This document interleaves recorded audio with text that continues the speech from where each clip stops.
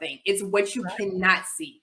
So what it's not is a hardened heart, right? And I'm not saying a guarded heart, because you should always, in a healthy way, guard your mind, guard your soul, guard your guard your heart. But what I'm saying is, when you have completely shut down and you have built up a steel trap on your heart, right? And over your mind, over your spirit, to where nothing can even come in. Nothing can come in, but nothing can go out. And being soft, right, allows things to like ebb and flow, to open up and everything like that. When you're like a steel trap, which a lot of women are, we may look like a woman out on the outside. We may look feminine in how we move and how we speak. But inside, we are shut down like Alcatraz, right? And it hardens every aspect of us, because you also you cannot grow, right? It's like taking a rose or a flower and putting it in concrete and in steel walls, no sunlight, no water, no nourishment, and you expect it to grow. It's not going to grow. So it keeps us from growing. A soft life is not resentment. It is not bitterness, right? It is not unforgiveness. It's not holding on. It's not hating. It's not combative, right? It's not a victim mindset or victim space to be, right? So, and that means lack of accountability. He did this, she did this, they did that. That's why I'm like this. It takes an open mind, an open heart. Like everything has to be open in order to have a soft life. And it takes sitting with yourself, being able to sit with yourself, which I know we'll get to. Being able to sit with yourself, and I'm not going to say anything else, because I know we got our 3 pillars to go over. So on that. So maybe something small that I'll add to what you've said is, I know that most of the time when we hear soft, we see it as something very dainty, very weak, a pushover. That isn't what soft life or being soft is. And at the same time, it's not about the luxury stuff like the flowers, the wine, the clothes, the cute hair, the lip gloss, and stuff like that. No, that isn't what soft life is, or that isn't what being soft is, because all of those things, once it's stripped away, you get to the core, and it's pretty hard, isn't it? Yes. Right. So I wanted us to just be able to differentiate between what isn't soft life or softness, and then go into what is soft. Obviously, we are going to go into the actual pillars that you mentioned. But let's just, on the surface, what is softness? Is it an actual weak stance to take to be soft? Or do you actually think that there's strength in it? And if there is, what do you think that strength can look like? Yeah. I think, honestly, and you probably already know this, but I'm going to say it anyway. There is nothing weak about softness when it comes to a woman, right? There is absolutely nothing weak. When we try to be too strong, right, and too hard is where I think our weakness lies, in that our strength lies in our softness. Our strength lies in our femininity. So to me, softness is tied to your femininity, right? Your feminine energy. Not the nail polish, not the luxury stuff, right, that you said, not the spas and the girls' trips and the brunches, but your softness is directly correlated to your divine feminine, okay? And that's your superpower. It is there for a reason, right? That is your superpower. Women are, we are like silent leaders. And if you've ever, and I know you probably get this about yourself, but when you come in contact with a really soft woman, a woman who is connected to her divine feminine, she doesn't have to be loud. She can just step in and people are like, who is that? I want to know her, right? It doesn't even matter what she physically looks like, because something is pouring out of her. It's this light, it's this energy, it's the love, it's magnetic, and it's everything. And that's what softness is. That's what the divine is. And I think it's everything but weak, right? I think it is everything beautiful, everything that is strong. And I just wish that more women realize that their power lies within, right? That the power lies within their softness, because that's what we were created to be. It's Exactly. it's nature, right? We're trying to fight against nature, and that is what is making us so hard, because we're constantly, it's like, you know what I'm saying? It's like trying to fight or tornado or earthquake, right? So you have this natural force, and then we're out there like growing against it, like trudging against it, and it's hardening us. It's making us mean. It's making us bitter. It's exhausting us, because it's everything that we're not supposed to be. Right. And that, you said it so beautifully, because I think one thing that I do, not that I would say I live a soft life, I just live. Right. But one thing I do is I check in with myself, you know. Yes. How is my internal chatter? Yes. That is when you are truly at peace. That's when, literally, when all the technology is off, the kids are quiet, the dog is out of the house, it's absolutely silence, and you are in tune with yourself. Yes. Is it quiet? Yes. Do you feel replenished by doing all this aggressive stuff, you know, hardening up? How do you feel? Do you feel like you've depleted yourself of the energy that you have? Then you know that you're actually operating in weakness. Because when you actually rest and you just learn to be, we're going to go into that. When you learn to just be, that's when you check in with yourself. It's just like home. Yes. You know, it's nice and like peaceful. You can think straight. You can feel right. You know, you're in tune with all these things. And I think this segues straight into the first pillar. But before we go into that, I want to welcome Bobby's here. Kofi Reacts is here. Hey. Hello. Hey, Bobby. And Bobby said, "What's up, chocolate ladies?" Oh, okay. What? Yes. Yeah.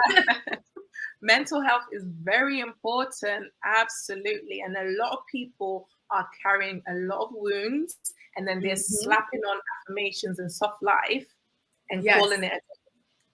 But it just doesn't work like that. I always give this analogy here on the channel that most people are walking around with gaping wounds, and they've got plasters of affirmation here, luxurious wine here, and maybe a beautiful something on here, you know. But meanwhile, when you look at it, the wounds are open, they're gaping, they're gushing out with blood and pus, all because we fail to acknowledge or even sit down to dig out all the stuff that has made us hard or wounded us in the first place.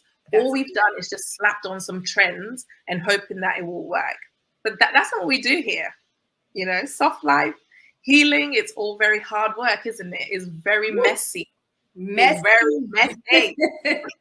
There's nothing pretty about it until the end. You know, it's beautiful, but aesthetically, it's not aesthetically pleasing, right? It's nothing that you may want to put on your Instagram page or make a Pinterest board of, because it's not aesthetically, it doesn't aesthetically look good, right? You're breaking down scar tissue. It's literally like breaking down you are breaking down scar tissue. You have to unbecome so you can become. Right. It's kind of like the I remember there was a gentleman who did a sermon the other day, and he broke down the metamorphosis, if I can talk tonight, from the caterpillar going into the butterfly. And I've seen a caterpillar and I've seen a butterfly, but I hadn't really deeped the way the cocoon looked. It's absolutely disgusting. It looks like a piece of fecal matter. It's so disgusting. And the way the illustration was so beautiful, because that transition, that in-between stage from what we were to what we can be, or what is in us that can blossom and be and become, it's a very disgusting, messy something place. And I think a lot of people give up in those moments because there's weakness, there's vulnerability, which we'll talk on today, you know, all of those things are happening in that transition, in that disgusting stage, in that place where no one's checking for you because you look hideous, you know. Yep. But if you stick to it and you finally come out from this cocoon, you then blossom to be this butterfly. And then you don't have to worry about someone saying, well, weren't you the caterpillar yesterday? Oh, yes, I was, but that was yesterday, you know? That's true soft life. But I went on a tangent there. Oh no, but I love that because that's what it is. You know, when I work with my clients, they go through this, and we'll get back to the pillars, but when they are, you know, when these women are coming to me, hey, I want to learn how to be connected to my feminine. I am tired of leading in my masculine. It's exhausting me, it's wearing me out. And or after relationships and everything, and they start to do the work. At first, it's like all good, right? They have this extreme high. Yep. And then they get to this phase and they're like, what is it? Because you're also isolating, you know, there's no two people in a cocoon, right? Then you also have to, and we'll get into the isolation part, but it's rough, right? It is rough. And they're like, oh my gosh, I see why some people don't make it to the butterfly. I see why some people don't make it to the whole woman, to the healed woman, to the soft life, and they can only do it for a season because this is ugly. This is hard.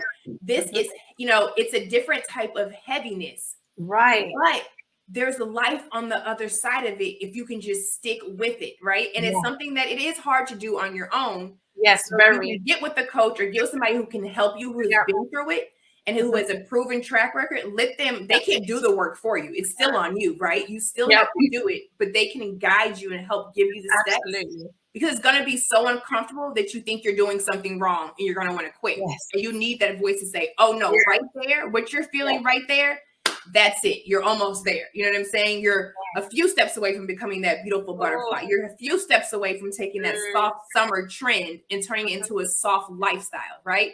You're a few seconds away. You're on your last piece of going from broken to whole.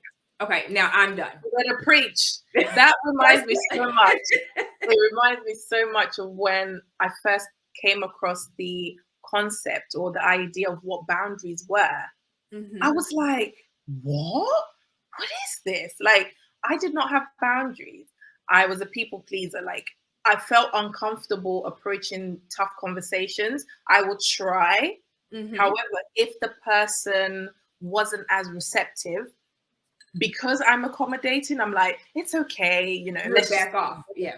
You know, but then when I learned that, no, actually, even people who choose to misunderstand you, it's a choice that they're making. I always wanted to make sure I was understood, so I will forever explain myself. But when I realized this, it released me, and I realized, okay, boundaries are not bad. It doesn't mean that I'm a mean person. It just means in order to preserve this peace and authenticity, and far be it from resentment and bitterness, I need these parameters here just so that I'm healthy for my loved ones and they can check themselves before they come into my space, so to speak. And that isn't a bad thing.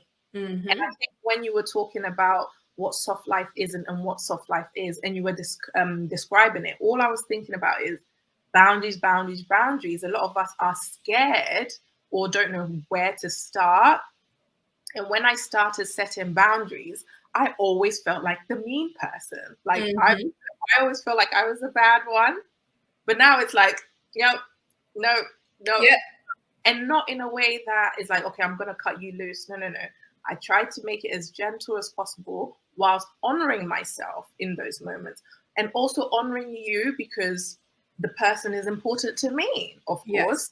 So it's just learning how to have that language, but still honor yourself so that you can remain soft and at peace, you know? Yeah. Absolutely. Sorry. No, I'm here for it. Yeah. So let me just pop this in 1 second. Okay, you're fine. We are charging this battery. Bear with me. Oh no, I completely get it. You guys, this is what it's like when we create content, right? Like, there's no camera crew for a lot of us. It's like, oh, let me plug this in. Oh, let me do this. Oh, let me get the microphone. This is very good. Is it? Yep, it's charging now. Good. Yeah, I'm back. So, okay, I'm going to pick this question before we go into the pillars. Okay. From Bobby. So, do y'all think modern first world countries make it hard for Black women to be soft? I heard ladies say they can't be soft because of stress, but Black women were more feminine during Jim Crow, so I don't know. Okay. Do you want to go first or should I? You can go first. Go ahead. Okay. So, has the world made Black women... do you all think modern make it hard for Black women? Life is hard. That's what I say. Not just for Black women. I think life is hard in general. For me, the way I approach life is whatever situation that's coming to me, it can either make me hard, tough, whatever. I just choose to build healthy resilience towards it without it affecting my peace. Because personally, I value peace a lot. So I operate from there. So anything that's coming, no matter how stressed I am, I always learn to manage my emotions and my feelings, process it in that day, maximum 2 days, and then I let it go, file it in my brain, and then, into the recycle bin. That's just how I maintain the peace in my life. So yes, life is hard, but at the same time, I think modern women want an easy life where there's no responsibilities, there's no accountability, everything is airy-fairy, everything goes. But at the same time, they want what they want. They're very entitled, they're very delusional. So I don't think they're helping themselves. Life is hard, not just for Black women, not even just for women. Men are facing this life as well. And I think life is harder for them as well. And they just get on with it. And I think as women, that's what we need to learn to do. Many of us haven't learned how to be disciplined and resilient. And I know when my dad was teaching me how to be disciplined and resilient, I did not like him. And I think maybe a lot of women didn't grow up with that. So they haven't learned to toughen up the healthy way. So they've built up these defensive mechanisms and thinking that that is what makes them strong and independent, when in actual fact, had they learned how to truly manage their emotions and feelings, they would be able to approach life in a healthier way, but that's just what I think. What do you think, Avery? And what I want to add on to that, they would not only be able to approach life in a healthier way, but they would also be able to approach relationships with men in a healthier way, right? Because you had a father that was talking to you. And like you said, you didn't like it, right? No. But you had to do it. You're not going to like everything that somebody says, but I love it now. Right. But a lot of Black women, we don't know how to manage our feelings in a healthy way. We don't even know how to accept our feelings and deal with them in a healthy way. So a lot of times what people get and what our men get from us is resentment, right? And we are instantly like going back and forth with them like a tug of war. And it's because it's anger, right? And it could be like, hey, I'm confused, I'm scared, I'm this, I'm that, but we don't even know how to express and tap into our feelings. And one of the reasons is because we're disconnected to our feminine. That is where the openness comes from, right? So you can't even tap into your stuff. So you guys are facing us, and it's like a constant fight and a constant battle. Because not only are we at war with the Black men, we are at war with ourselves. Yeah, absolutely. Because like Bobby said, the first world, right? So to me, growing up in America, I 100% believe that, modern women and that the world is making it hard. It's making it harder for women, right? To become soft. One, like you said, life is hard.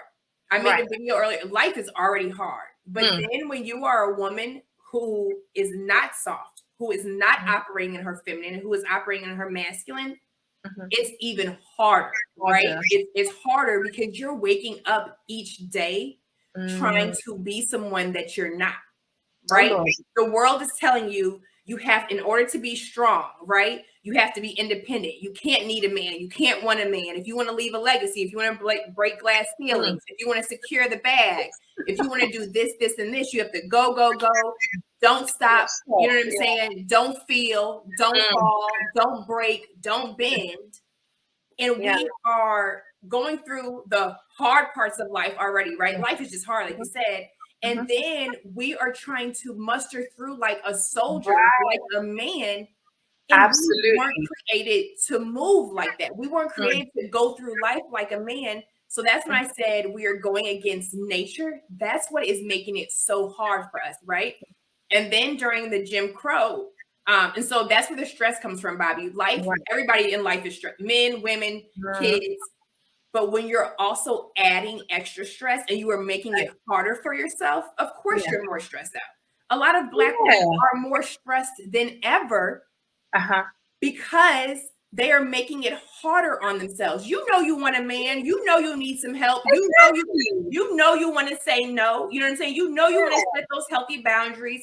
You know you want to sit at the table with your girls, and instead of like cheers and boomerang, you want to sit there and tell them, you all, I'm tired. I'm tired doing this on my own. You want to be able to sit within your tribe of women and break down and cry, but you can't even do that with them because they're like, oh, she's weak. Yeah, it's like they don't want to break code. It's like they don't want to be that.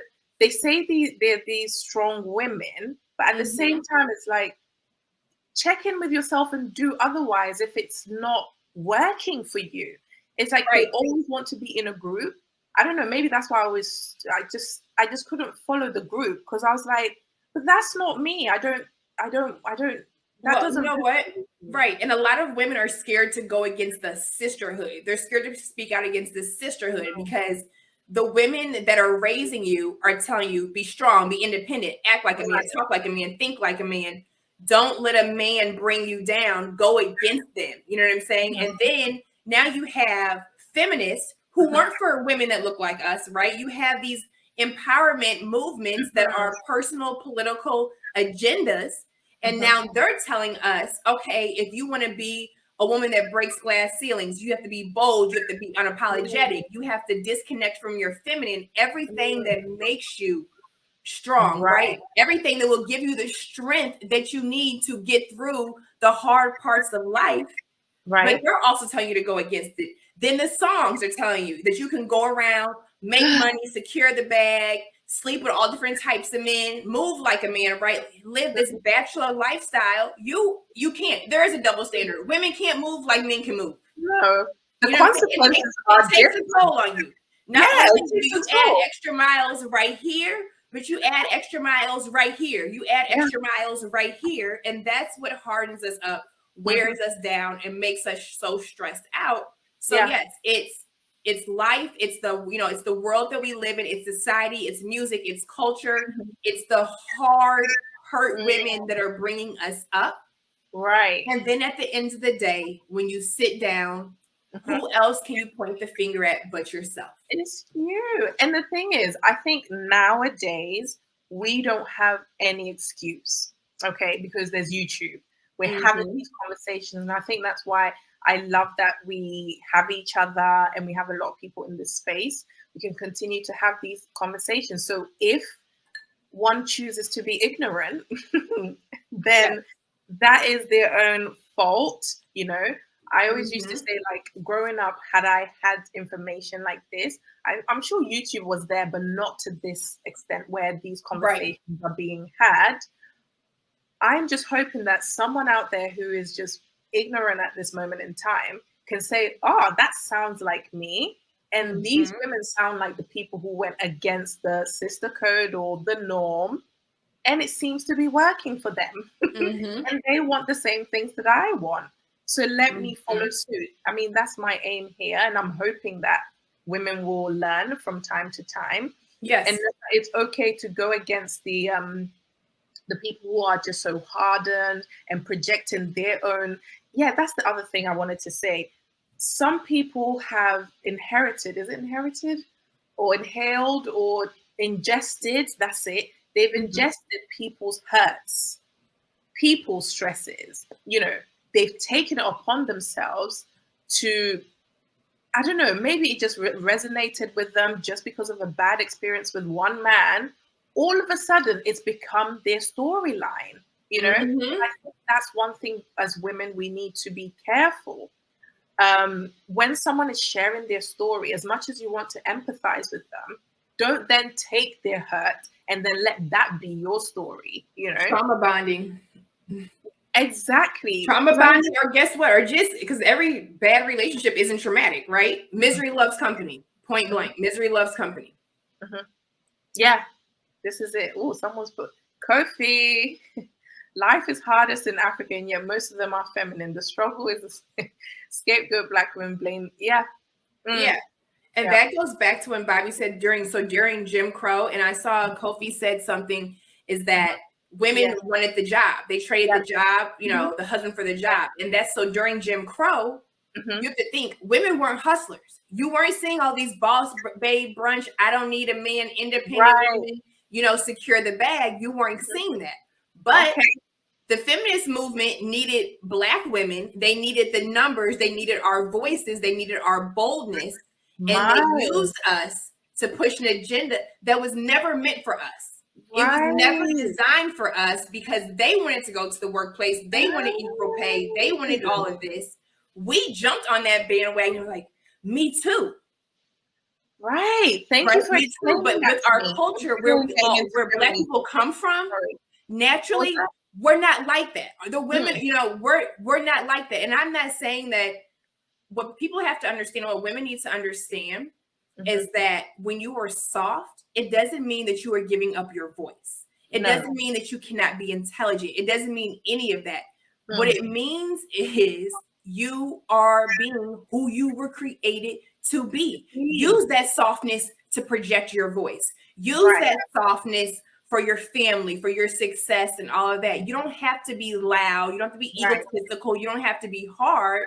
But you jumped on that feminist bandwagon with the white, you know, with white women, and it wasn't created for you. It wasn't created for us. And so we're like, no, we want the job. You know what I'm saying? No, I want to break the glass ceiling. No, you know what? I'm going to freeze my eggs. I'm going to do this. I'm going to get a family and a husband later. And we kind of became the gods of our own lives. Like we started to be like, no, I'm gonna do this, I'm gonna do that, and we're constantly combative. We are combating everything, and now you have it. You have it all. You think you have it all, but you're so lonely. You know what I'm saying? Now you have the bank account. You have all this stuff. Like we said, but you feel empty. You know, you're empty, right? You're lonely. You don't have the stuff that fulfills you. To have so much stuff. But to be unfulfilled, what kind of life is that? That's not living. Boy, and that's the majority. That's the majority of like what most women are going through. And the sad thing is they won't be open and honest to say it's a very sad and lonely place to be. You know, they're very miserable. They ain't gonna say that. Because they need the misery loves company, right? They need more people to be miserable because they've wasted their time. So, ladies, if you are ignorant and you happen to land on this page, take some gems. Don't listen to them. Listen to us. Right. Bobby. Oh, Bobby. I absolutely love Bobby. You know what? Bobby is so funny to me and so real. He's so you're not average, you're real. Most people I don't know what you're about average. I know Avery has Cash App. I think it's just my name. It's just Avery Woodley. And I think it's just like the money sign and Avery Woodley. And then what do you have, Jim? I don't have Cash App. Do you have PayPal or? I think so.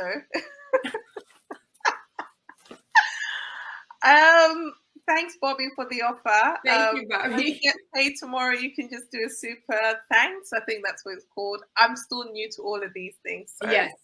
I don't know about them, but I really appreciate the offer, Bobby. You're very appreciated here. You've added another one. Femininity isn't weak. They call women weak when they behave womanly. They hate their own femininity, but want to call us. I know. This is it, you know. Yes. It's like one foot in, one foot out. You say this, and then they put it here. You say that, and then they put it there. And then it's like, what do you want? That's why I said women don't even know who they are. So many women don't even know who they are because everybody is telling us who to be. The movement, society, the music. You're like, oh, I want to be a hot girl. Oh, I want to, I want to be Sierra, but you don't want to submit. Oh, I want this, I want that. And then at the end of the day, it's like, oh, it's the man's fault. You're the root of all evil. This is why I love Kevin when he said, modern women want Frankenstein, bits from here, bits from there, because in actuality, they themselves are Frankenstein. Yes. They got parts from here, parts from there. Just break free from all of that. Obviously, we've got to go into the pillars. Boy, we're already 40 minutes in, but Avery. We haven't even gone through the pillars. Okay. No, we're going to get to the pillars because what you're saying about Frankenstein is women focused on the pillars that we're going to bring up. It would help them, right? Frankenstein, to me, they remind me of, in the Wizard of Oz, who didn't have a heart? Was it you had the Scarecrow, you had it was the Tin Man. The Tin Man, everybody was like missing something, right? Yeah. When women are disconnected from their feminine, that is our core. That is our anchor. We're hollow. Right. That is our anchor. So without that, we're constantly pulling from all of these places because inside we're lacking something. So we're trying to find it all out here. Right. And we can't. It's in here. No. You know what I'm saying? Connect to your feminine to ground you. Your feminine grounds you as a woman. It allows you to stand 10 toes down and know who the F you are. Oh, yeah. So that takes us to numero uno. How to become self-aware, because we both agreed that was the first thing we needed to practice if we wanted to become more soft or in tune with ourselves, is becoming more self-aware. Now, for me, when I started becoming more self-aware, I talk to myself a lot. I still do, like when I'm about to say something, when I'm feeling something, I have that internal chatter and internal dialogue where it's like, okay, why am I feeling this? Why am I triggered? Or why did that trigger me in that way? Yes. And then as I'm having this conversation with myself, it just comes to me like a light bulb that says, oh, it's because you feel X, And I'm like, oh, okay. It's because I feel sad in this moment. Oh, it's because I feel irritated in this moment. So I'm able to then name that specific emotion or feeling that I'm feeling in that moment instead of all the fluff that was around it that would have caused me to attack whoever it was. So I literally catch the irritation or frustration or whatever emotion that I named in those moments. And I said, okay, then I process through that so that I can meet whoever it is that triggered me in the first place in a healthier way, because now my brain is not on, let me attack you because you hit my wound. It's more like, oh, when you said this, it triggered this in me, but not because you knew it was going to trigger this in me. It's because of my own past wound. Okay, so let me meet you in a gentle way and explain to you that I'm hurt by the thing that you said to me. Is there something you can do to help me heal in this moment? Yes, no, okay, then I'll process it and then move on. So that's kind of how I become more in tune with myself, is just constantly having that inner dialogue and check-ins, regular check-ins with myself. Yes. I know that in the beginning it was very robotic. It was like, what am I feeling? Yeah. Blank. Yes. But now it's like, okay, what am I feeling? And then check in with my nervous system, with my heart, with my mind. And then it's like, okay, that's what it is. And then I go from there. How do you become more self-aware, or how do you practice self-awareness? So self-awareness for me it's similar, right? You definitely have to do the constant check-ins. And I will say, ladies, when you first start practicing this, like Jim said, it is very robotic-like, right? It's like when you first start driving, when you first learn how to drive, you're not all smooth. You're like, no, what? I'm still like that. Right? Until it becomes, because it's natural. It's unnatural to you. It's something, it's something new. the more you practice it, the more natural it becomes, the more comfortable you are with it. But becoming self-aware is something that we're not taught. It's something that many Black men, but especially Black women, you know what I'm saying? We're talking about Black women here, that we aren't taught self-awareness, right? We don't know how to do it. So you become an adult woman as far as like your age, right? Maybe not your mindset, you're not an adult woman, but your age-wise, number-wise, you may be an adult woman. And now all of a sudden, something that you've known for 20 plus years or 30 plus years, some women don't get to this point, self-awareness, until they're in their 60s, however long. And now you're going against everything that you knew. So it is very awkward in the beginning. And I don't want to give out too many gems, but then too many, I don't want to drop too many gems, but because we'd be here all day. But one of the things that I do, or that I did and still do, and that I also have my clients do in the beginning, is when I say sit with yourself, which you guys will hear me say constantly, physically sit with yourself. Yeah. In the uncomfortableness. Literally and physically sit with yourself. One of the main ways to become self-aware is, one, to cut off all outside noise and distraction. Right. And I don't mean just turn the TV. Yes, literally like turn the TV off, disconnect from the phone. But no, your friends, you know, who are going to support your, twisted narrative, and who are probably like-minded, just like you, and stuck in the same place. Right. They're the girl. There's nothing wrong with you. It's his fault. It's their fault, or whatever. Go get the money. FNF summer, all that kind of stuff. No, you have to cut off all outside noise and distraction. You have to sit with yourself. In isolation. So like Jim gave the example of being in the cocoon. Now you are in your cocoon. Oh yeah. It's quiet and you're just like, you don't have anything to distract you from yourself. You can't run from yourself. You can't go shopping. You're not going to brunch. You're not going on a girls trip. You're not going to the spa.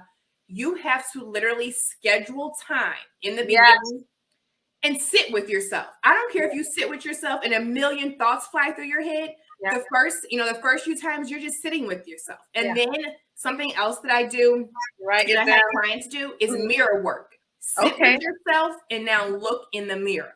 Look at yourself. Don't look at yourself like, this dread is twisted the wrong way.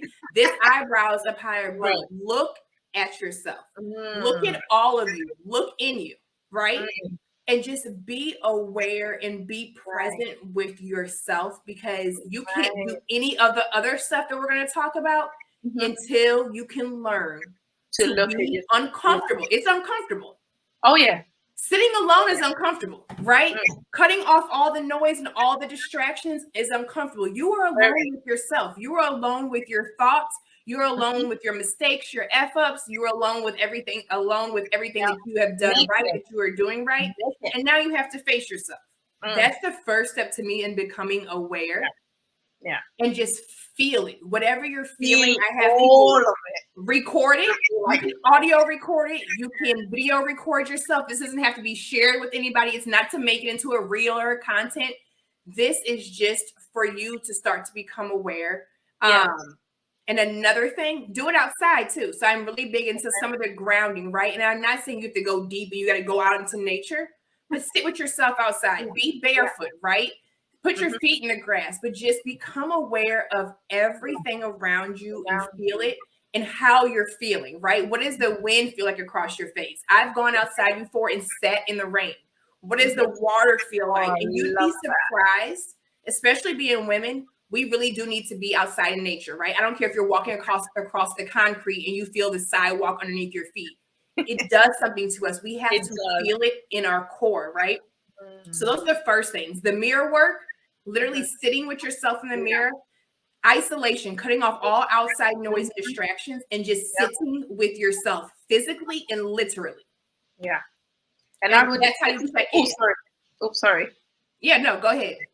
I was going to say just a little bit that I would add to what you were saying is, when I do sit with myself, I have my paper with me, and I don't work with clients, but when I speak to my friends or people who do reach out to me, whenever you're sitting with yourself, just be aware, be aware that the thoughts will come rushing in. And the Yes, way I like to work through the things in people's heads is have a pen and paper ready, not to necessarily go through everything and process it right there and there, but literally the first thought that comes through, write it. The next thought, write it. All until the chatter, the chaos in your head becomes quiet, or it will just become a repetition of all the things that you've written down.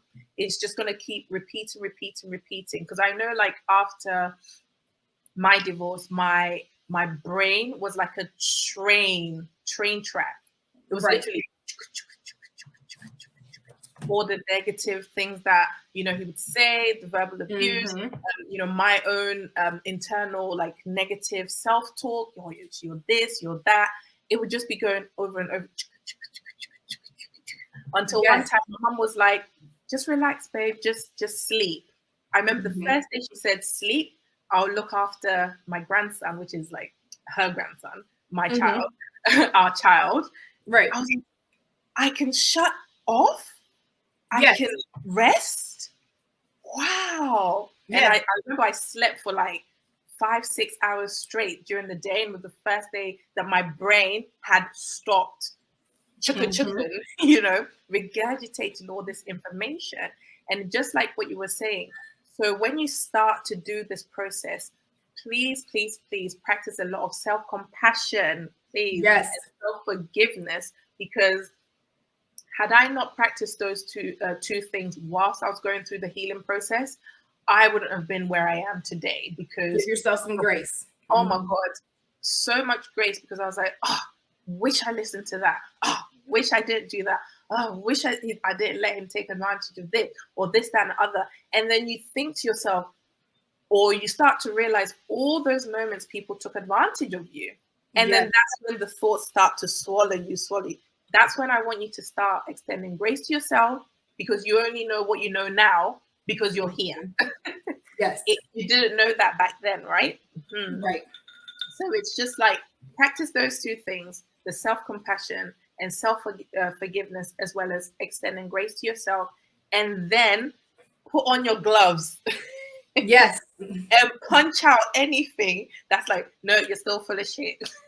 No, you can't ever do better. You can't ever be a butterfly. Yeah, when that thought comes, you punch it. Literally, you punch that one, and then you punch that one.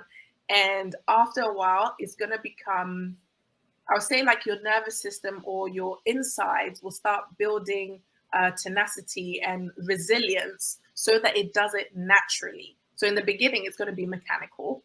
But after a while, the brain's going to be like, yeah, she's not going to tolerate that. So you might as well just delete yourself. Yes, we call it, so just like in working out and then like in fighting, they call it muscle memory, right? Once you start to practice it, then it's just, it's natural. It becomes natural, you guys. And that's what Jim is saying, is that inside it's like, oh, okay.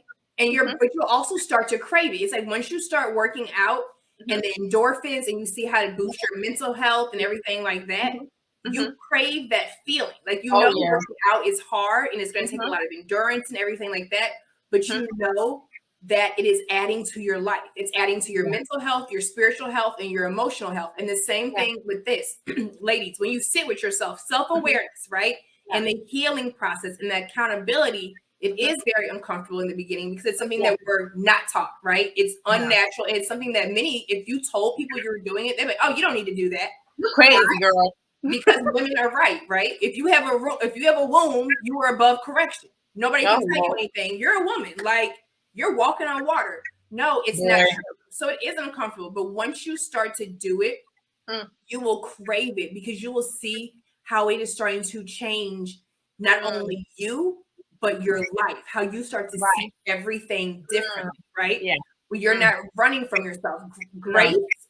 So grace doesn't mean you're not holding yourself accountable. Grace means you're holding yourself accountable, but you're not beating yourself up at the same time.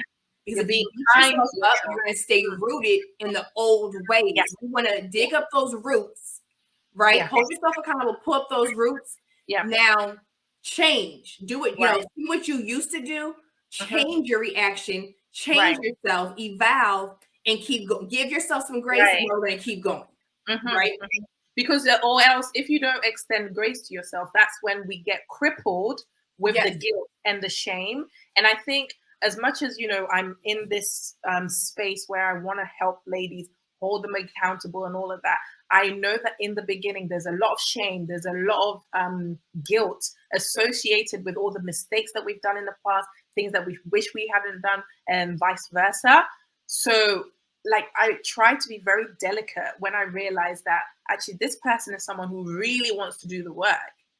So Mhm. let me try to get them to realize that, hey, I'm not trying to get you to be crippled by the shame and the guilt, but I am telling you that hold yourself accountable, extend grace to yourself, don't get swallowed up by your mistakes, Yes. because there's all this on the other side.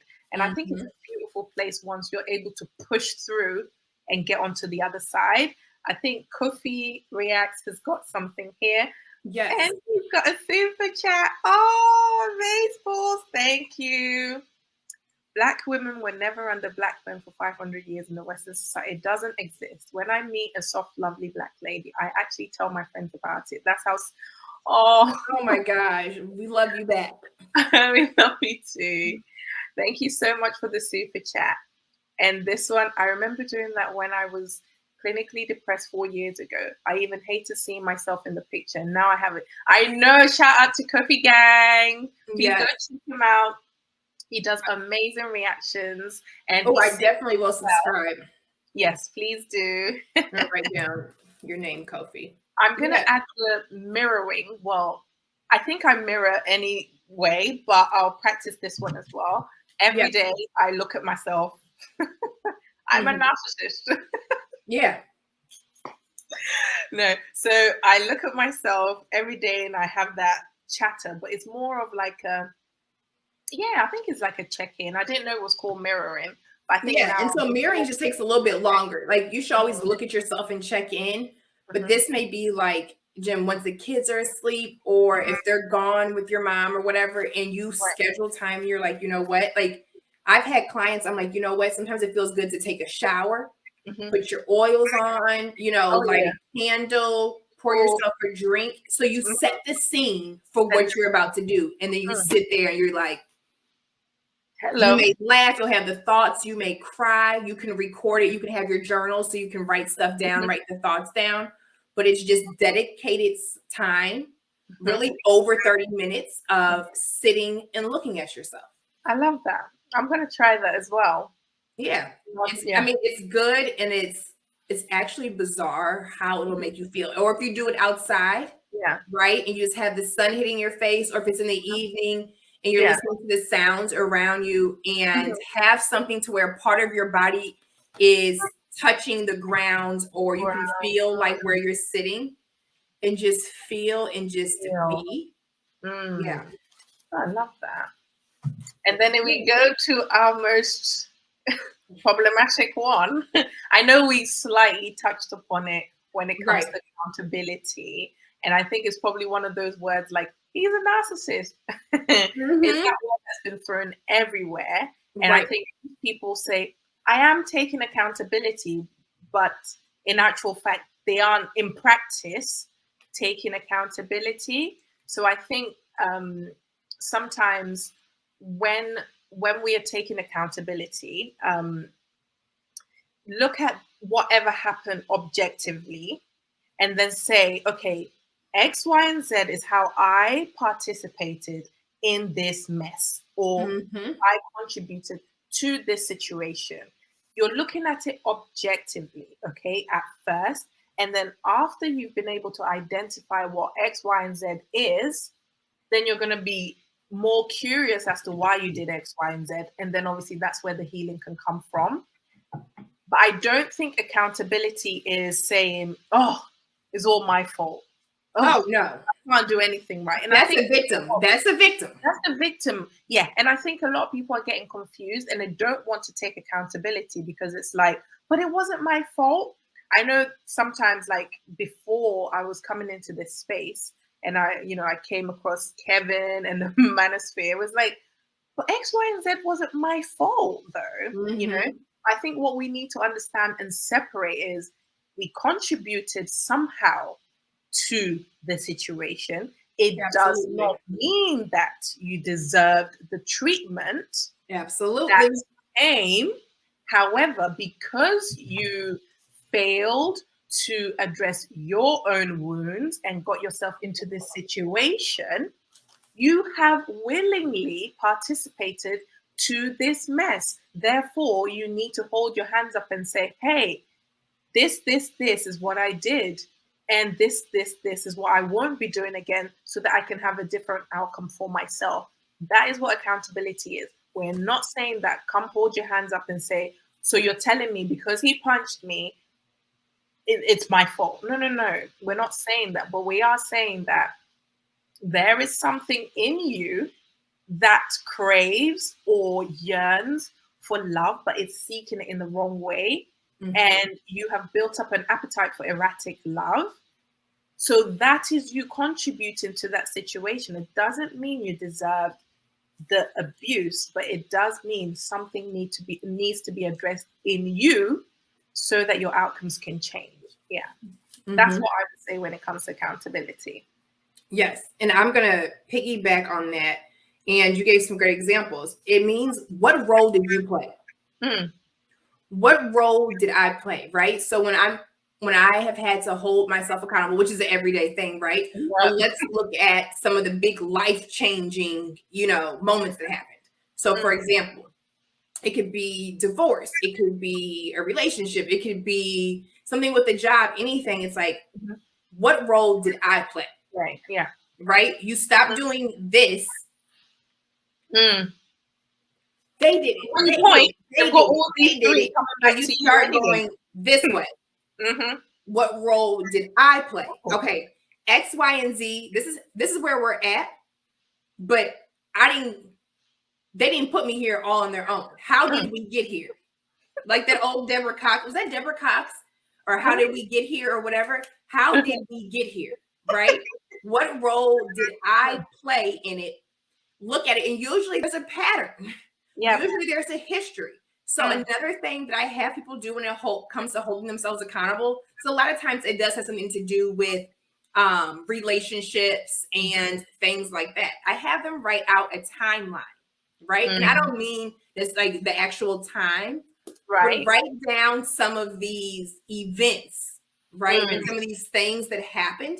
Right. And as you write them down, because it's like when you physically start to write them down, that does something to your central nervous system. Oh, yeah. Right? You're like, oh, well, damn. And you got to be honest with yourself. It's you and a piece of paper and a pen, right? You can't be lying. That's bizarre, right? So you start writing down this timeline, this chain of events, and what role, and you start thinking about it, right?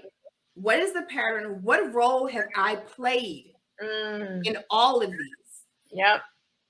Why did I play that role? It wasn't assigned to me, but why did I choose to play that role? Why, Jemima? You know what I'm saying? Why, Avery? Right. Why did I choose to play that role? Why am I doing that? And then you start to see like, dang.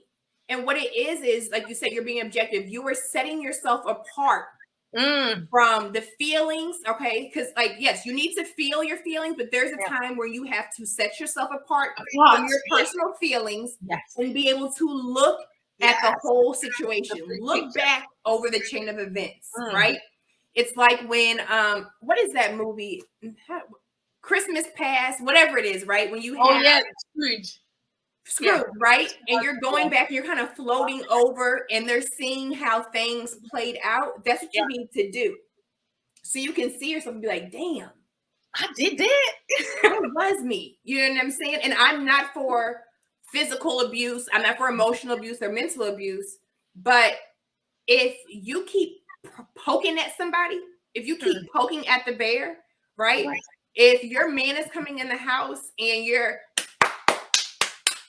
constantly rah, you ain't shit, you're not this, you're not that, you need to be a man, you need to do this, and you're just sitting up spotless, blameless, like you do no wrong, you got to be prepared for the pushback. Right? When he pushes back, you can't say, oh, How dare you? How dare you? You He's know what? being so mean. He's doing this. So He's doing that. controversial. This is so controversial because it just, sorry to cut you, because it just No, you're ties fine. to what Kevin was saying, and it was like, so are you condoning abuse? And I'm saying no. I'm trying to help these women understand that they are contributing to the abuse, because you're with an abuser, or you're with somebody who cannot control themselves. Mm-hmm. So why continue to poke the hornet's nest when you know it's a hornet who can sting? Right. And sometimes And that's where women we are the abusers, right? Because yes. if you walked in the house and every day your man was on you like white on rice, he's Oh, no. not physically touching you, but he's constantly demeaning you, belittling you, telling you that the woman that you're not, you were less than, you were terrible, you were lazy, you were this, you were that, you don't make me happy. If he goes to touch you, you know what I'm saying, or whatever, if you go to touch him, he's like, don't touch me, right? That's all abuse. That's toxic, right? And I know we use that word, but that is emotional abuse. You need to call it as it is. Yep. Mm-hmm. So women, just because we will do that, we will treat men like that and hide behind the womb, hide behind the fact that we're a woman. And so we can do that. When we do it, it's not abuse. No. How dare you? But if some man does it, he's abusive. He's toxic. He's mean. He's a narcissist. Yeah. It's the patriarchy. Yeah. He's narcissistic. He's this and he's that. No. So accountability is looking at what role you played. How did we get here? Yeah. And extending a whole load of grace. But how do we get here? I don't like this feeling. Okay, I've done this, the timeline. Okay, so I've been here 10 other times. Yeah. Enough is enough. I always say that accountability is when you've had enough of your own shit. Oh, Lord. When you get tired of yourself, you start holding yourself accountable. Oh, Lordy. Right? Yep. When you are tired of your own self, of your own BS, it's like, you know what? Let me sit down and see. Something's not right. I done been here 10 previous times with 10 different people. So obviously, what's the common denominator? You've been with 5 different jobs, 5 different men, 5 different groups of friends. And what is the common denominator? You better preach. What role are you playing? Okay. Now, what do I need to stop doing? What do I need to shift and change and get rid of?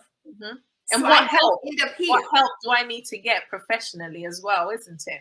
You need help. You know what I'm saying? You do. Like, I know I have a client, she has a therapist and she has me as a coach, right? And that's because therapy, they're medical licensed professionals. There's a certain line that they cannot cross. A lot of times they cannot share with you their personal experience. Okay, and this is what I did and this is what it felt like, right? They kind of teach you coping mechanisms and they can talk to you about other things. A personal coach or a coach can kind of get in there and say, look, girl, I was right there. You know what I'm saying? They can cross that line. You can check in with them. You don't have to wait to your next appointment. So you have to get help. You have to get help because it is hard. It's hard to do on your own. And the good thing is that you don't have to do it on your own. You have YouTube. You can connect with people from YouTube. You can find people on social media. There's all types of licensed professionals now. You know what I'm saying? If you're a Black woman and you want to be with a Black woman licensed professional, find them. Whatever it is, it's out there for you to find. And if you think of accountability this way, when it comes to forgiveness, right? When you forgive someone, it's not necessarily for them. It doesn't mean I condone and accept and appreciate the crappy behavior or the crappy thing that you did to me, right? Yeah. It means that I am no longer going to be bound, right? I am no longer going to be enslaved to what you did. I am forgiving you and forgiving myself so I can set myself free. It's like they say when unforgiveness is like drinking poison and expecting the other person to reap the consequences of it, obviously death. You are the only one killing yourself when you decide to not forgive because they sleep. Yes, they sleep. Baby's knocked out. Knocked out like a baby. and you're here like, yeah, looking old, tired, wore out because you're sitting up miserable. No. And that's what accountability is. It's not saying that nobody else played a part in it. Like Jim said, it's not saying it was all my fault. Don't go back into that victim mindset. No, it means it was part of your fault. Yeah. They played a part in it, and it's not your job to address them on that. That's on them. It's you. What part did you play in it? Okay, what do I do? Yeah. What help do I get so I don't end up here again? You touched on something. Oh my goodness. Okay, go ahead. Accountability can take place. You can start being accountable without the other person doing their work as well. This is one thing. It's personal. Oh my days. Because someone's like, no, until they start or take responsibility for the hurt that they done, I cannot start doing the work that needs to be done. Obviously, that ties in with the last pillar on self-regulation, self-soothing, and co-regulation. But just when you were saying what you were saying, it just came to mind that the reason why most people don't like to take accountability or start to take responsibility for their actions is because they're waiting for that other person to do it first. Oh, yeah, but what about the men? Yeah, but what about them? Yes. No, but who cares? Women do that all the time. You're the one that wants change, so you need to do the work, you know? And I think that's where a lot of people struggle, especially if you're married to someone or you're in a relationship with someone who lacks self-awareness and lacks the accountability. It's like, oh, I want them to do the work as well so that I'm able to do the work. That was my story at one point. I did that exact same thing you're talking about, which a lot of women do. Well, what about him? Why isn't he doing it? I remember God was like, he's like, this isn't about him. Yeah, it's about you. It's about you. Yeah. You have to be willing to do it in spite of. You have to be willing to do it even if he is not. It's you have to be willing to change when everyone else around you decides and makes a conscious decision to stay the same. It's so you don't like it here. You have to do the work to get out of here. And that's it. It's personal. Accountability is personal. Yeah. And it can it's not a relay race. It's not a team sport. No. It's a very lonely mission. Oh, yes. So now it takes us to our most favorite, vulnerability. Whoop, whoop. Boy, this word. Does it even hold ground? Do people even know where to start when it comes to it? People are petrified of it. Women are petrified of vulnerability. So much fear surrounding it, but yes, it's so beautiful being vulnerable. Honestly, like it ties in with the last point as well about self-regulating. I think when we're able to start sitting with ourselves, like you said, that's when we're able to get under the hood of the car, get in touch with ourselves and realize that, the reason why I'm acting out is because I'm lonely. I'm lonely. Yeah. And then we become self-aware and take accountability, i.e. put an action plan in place to do something about the loneliness. That's what vulnerability is about, you know, or soft life, because that's what all of this is about. We need to first do the hard work. And ladies, if you've learned anything from this video, is that soft life, being at peace, is very hard, you know? Yeah. So it's hard to be soft. It's hard. It's very hard. It takes work. Ladies, you got to do the work. You know what I'm saying? Yeah. If you like to hustle in the boardroom and hustle in the classroom and everything, you got to hustle to have a soft life.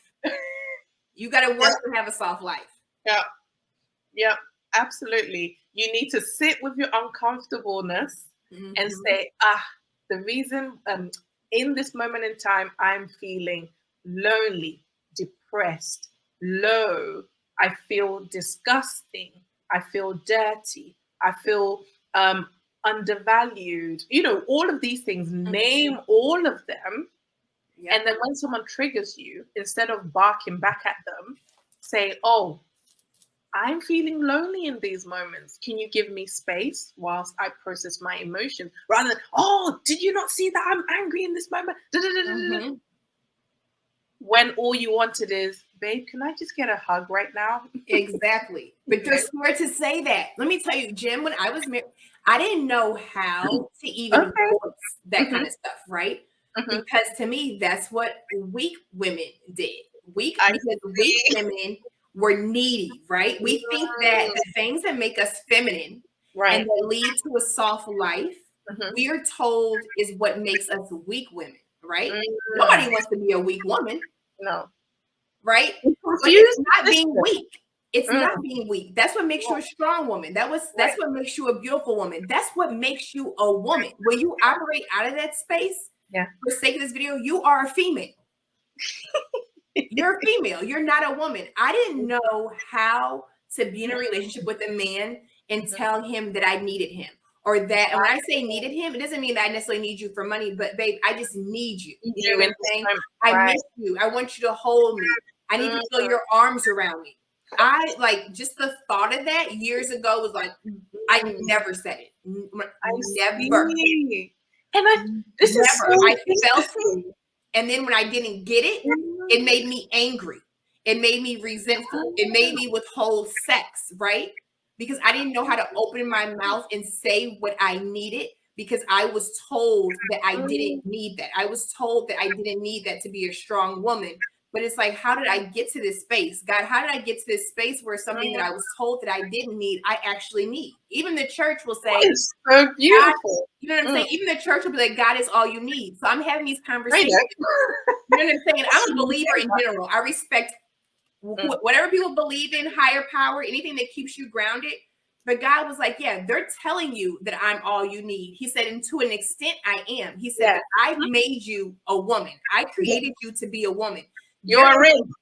There is a void, right? There is a void in your life that you are going to feel because it is meant to be filled by the right man. There is something in you that as a woman that you need that is going to come, not just from any man, not from taking a million girls trips, buying a million Louis Vuitton bags. He said, it is going to come from the man that I created you to be with. He said, it doesn't mean that you are incomplete. You are you are whole. You're whole. Right? Yeah. You're a whole woman, but you're going to feel that void because it is me. You do need the right man. You do need to be aligned to the right man because I made you like that. Like that. He's like, they're telling you to go against that. You're telling me I made a mistake when I created you to be a woman. So you're telling me I made a mistake. And I was just like, you know, like for my one, I think it's the opposite where I was able to say these things like, babe, I just want to hug. Babe, you know, I'm the type that was always like all over the kisses, the hugs. But then society was telling me that I was needy and I was, needy or desperate. And I was like, yes. Well, if you love someone, don't you do these things? But I think because I was with who I was, and he was uncomfortable with vulnerability, I interpreted it as, okay, let me go into my shell because men don't like this. Yeah, so you retreated. Yeah. I retreated. And you disconnected from it. Yeah, I was like, okay, he doesn't want that. Maybe he's just the type of person who just doesn't want that. Now, obviously, he wanted it before, but now it's like, I'm like, okay. So, you know, the mind processes it. So after the fact, it's like, what do men want then? And then you come into these spaces and they're saying they want all these things. And then it's coming back in, like coming out of the shell again, putting proper parameters in place so that you pick someone who actually can reciprocate. But it's so interesting where, you know, you're able to just say, hey, this is what I need. But then back then it's like, no. Don't give me that. This is too much. Right. It's really interesting. Yeah, it's interesting because it's like, okay, if you're naturally that way, like you were, then if somebody goes against it, it's like no retreat. Okay, wait, you don't want that? Let me now compromise who I am. You start to compromise who you were naturally. I'm going against myself. You were going against yourself, right? And I was going against who I was created to be. So I didn't even do that stuff Mm. because I didn't know how to. And in Right. doing that, I was going against who I was created to be. And Mm. then I had to practice and learn that Mhm. vulnerability is okay. That It's so vulnerability is the real important. feminine finesse. That's the Mhm. real finesse. Mm. Vulnerability is the real finesse. And it Mhm. can make men, not Mm. boys. It Mm. makes, and not males, it Mm. makes men melt. Oh yeah. I know, like for example, like my dad, when he's just doing, I'm like, oh, dad, and I touch him on the shoulder. And I know, like with my brothers, there's something that I do, and I'm always like, are you proud of me? Because Mhm. I just want a compliment in that moment, or I want a hug, and it's just like a playful thing. I'm like, are you proud of me? And yeah, they give you that hug.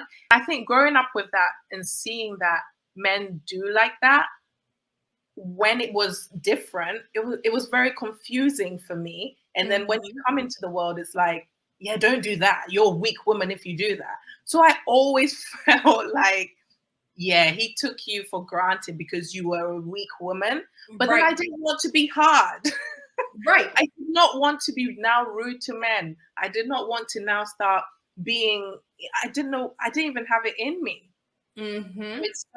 It's so amazing to hear this coming from your mouth, and then saying how you also process things. It's a learning curve for me, and it takes me back to one thing that Kevin used to say. He said that when he's coming out of a car and there's two women, one thing Mhm. he tends to do is it in the car or what? Like he does something like that, Mhm. and then one of them will be like, "Oh, sorry," and Yeah, then the other one's like, most of the time the black women are the ones ready to fight, right. and other races are like, oh, sorry. And Mhm. I remember, like, when he said that, it was a light bulb moment for me, because I was the type of person who will always apologize for stuff. And I remember when I'm walking with my brother and I'm like, oh, sorry, and I'm apologizing on my brother's behalf because I'm in the way or he's in the way, and he's like, no, no, no, you don't have to keep apologizing, Right, for stuff. And I was like, what is in me? I want to be tough. I right. want to be rude to people, you know. Mhm. But then I think I needed to work and get the balance right. It's the healthy feminine, right? Because you have the wounded feminine, Yeah. which is, and that's what a Yeah. lot of people think. They don't understand what we a lot of women shy away from when it comes to femininity is the wounded feminine, the Right. need, the desperate, super Yeah. apologetic. You don't have healthy Yeah. boundaries or whatever. Yeah. No, the healthy feminine Hmm. may in one instance very well mean, oh, my bad, oh, I'm sorry, Yes. my apologies, because maybe you did get in the way. Yeah. But when you're like, oh, I'm sorry, I'm sorry, that's Oh the God. wounded feminine walking on eggshells. Like, Yeah. oh, I'm in everybody's way. Yeah. You know what I'm saying? So there Yeah. is, like you said, there is that healthy balance. And it's Mm. trial and error, right? You guys, like we're talking about the soft life, what it really takes to have a soft life, self-awareness, right? Mhm. And Mhm. then what was the second one? I just forgot already. Accountability. Accountability, and now we're on vulnerability, right? And of course there's things underneath all of these Yeah. umbrellas, but those are three main things that it takes to have a soft life. And vulnerability, like Jim and I are both saying, it's something that it's scary, right? A lot of women Very are scary. scared to be vulnerable because you are exposed. Yeah. And when people say that you have to open up, we're Mhm. not saying that you are allowing everybody to come in and hurt you and that you're putting a target like, here, I'm open, I'm Come, vulnerable. You know what come I'm on saying? to me. Crap on me, mistreat me, walk all over me, pass me up, pass me by. No, no, no, no, no. Because Yeah. what you have to understand is that when you are open, right? It's just like your house, right? Mm. This is I don't know if this example will come across the way I think it comes across, but I'll add to it if anything. The Holy Spirit be here. okay. So when it comes to your home, right? Something that you cherish, a place where you lay your head down, where you Mhm. put your feet up, where you have valuables, where your children may be, where you Mhm. can let your guard down. It's your home. You Mhm. have windows that can be opened. You Mhm. have a door that can be opened. So you Mhm. can allow people to come into this space, right? Mhm. People who have a right to be in that space, who you Mhm. trust, who you love, Mhm. who you feel can come into a place where you have your guard down, right? Right. But you also still have a lock on your door. Yeah. You have locks on your windows and you may have a security system, to watch out for. You know what I'm saying? So you shut the doors and you lock them when you need to. You close the windows and lock them when you need to, especially when there's outside forces that you don't want inside. Yeah. But you have the power at any moment to get up and to unlock that door and open it up. Not only so somebody can come in, but so you can go out. Yeah, that's boundaries right there. You can go out and do what you need to do. You're not, your windows aren't steel trapped, right? No. Your door isn't steel trapped. If you stayed inside your house and you never went in, you never allowed groceries, light, water, gas, any other things to come in, you would perish. Right? So you have to find that balance. You know where you are in the space that you're in and when you can leave your door open, when you can leave your windows open, when you can welcome somebody in your home, when you don't even want them on your street or you don't want them to know where you live. So you're like, I'm going to go meet you in public down the street and around the corner. How about that? So that's what it's like with vulnerability. You take the steel trap off of your heart, off of your mind, off of your spirit, and now you have a door with the key. With the key. That's it. That's it. Boundary is the key. You're like, okay, let me assess. Let me become self-aware in this moment. Let me take accountability. Okay, in this moment, I can allow this person to come in.